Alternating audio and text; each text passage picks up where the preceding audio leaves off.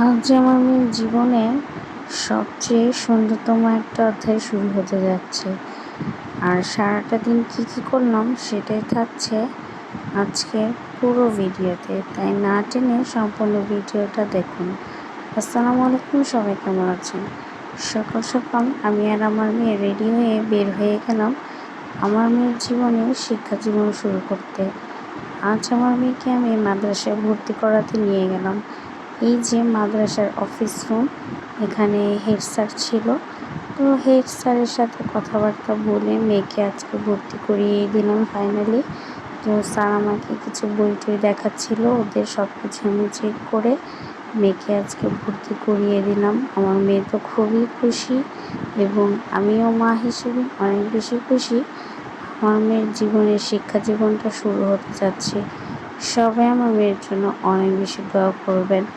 তারপর বাসায় গিয়ে আমরা ফ্রেশ হয়ে দুপুরে টুকটাক খাওয়া দাওয়া করেছি। খাওয়া দাওয়া করে বিকেল হয়ে গিয়েছে। বিকেলবেলা আমি আমার নতুন বাসার ছাদে আজকে প্রথম আসলাম।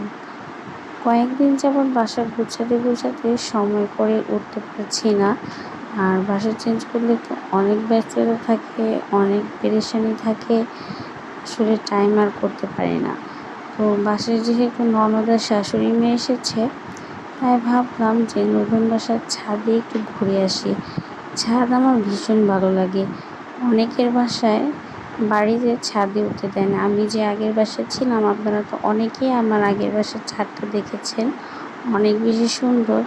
সেই ছাদটার অনেক কথা মনে পড়ছিল, অনেক স্মৃতি ছিল এই ছাদে। তো আগের কথাগুলো মনে করে খুব কষ্ট লাগছিল, কিছুই করার নেই। নতুন বাসার ছাদে আসলাম, তাই আজকে ভাবলাম ছাদটা একটু ঘুরে যাই। ঘরের মধ্যে বন্দি থাকতে আমার মোটেও ভালো লাগে না, একটু ছাদে আসলে আমার খুব ভালো লাগে। তো সন্ধ্যা গড়িয়ে গিয়েছে, নিচে নামলাম। দুপুরে যেহেতু খুব বেশি বৃষ্টি হয়েছিল, তখন আর খিচুড়ি খাওয়া হয়নি। হঠাৎ করে মনে হলো যে রাতের বেলা একটু খিচুড়ি খাবো। তো যে বলে সেই কাজ, আমার তো মন চেলে আমি হুটহাট খিচুড়ি রান্না করে খেয়ে ফেলি। তো খিচুড়ির সাথে খাওয়ার জন্য গরুর গোশত তো রান্না করেছিলাম, সাথে একটু বেগুন ভাজা করে নিয়েছিলাম। আমার হাজব্যান্ড বললো যে একটু বেগুন ভাজা করে দাও। তো হাজব্যান্ড যেহেতু আবদার করেছে, সেটাকে আর না করে রাখা যায়, তাই এখানে গরম গরম তেলের মধ্যে বেগুন ভাজা করে নিয়েছি।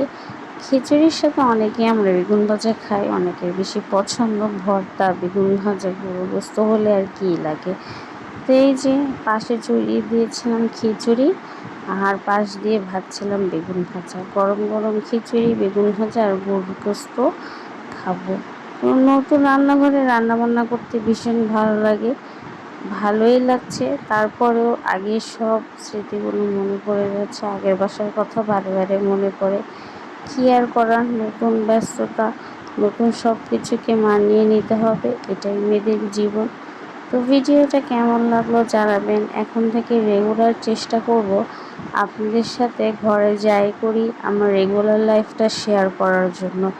সবাই বেশি লাইক কমেন্ট করবেন, শেয়ার করে দেবেন ভিডিওটা। আর আপনাদের সুন্দর কমেন্টের আশায় রইলাম। তো আজকের জন্য এই পর্যন্তই। সবাই ভালো থাকবেন। আল্লাহ হাফেজ।